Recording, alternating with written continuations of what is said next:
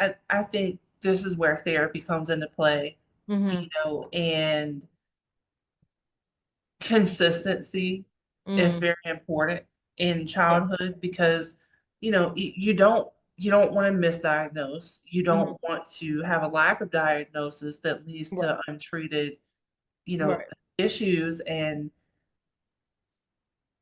I think I do think environment is an important factor. However, I'm a big advocate for therapy. I think we should all be in therapy, but I think we all all of should be us, in therapy with a correct therapist.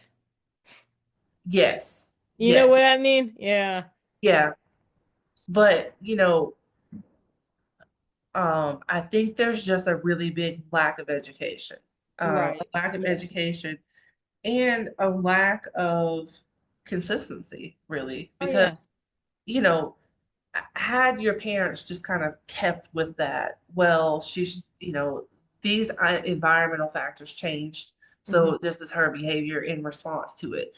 Mm-hmm. If that was just always even now, Mm-hmm. well, as a kid, she went through blah blah blah, and that's the reason for her early 20s, the mid 20s, for her to still be the same way. There's Right. a lack of consistency in that Mm-hmm. scenario. Mm-hmm. And, while, yes, obviously, everything that happened to us as children is at the core Mm-hmm. of our issues now, and that's undeniable.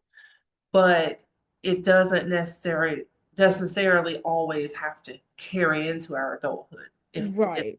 Right. consistency in childhood in Right. catering to these factors, then adulthood can Right. be much more productive and much more stable. Right. And And don't that's one thing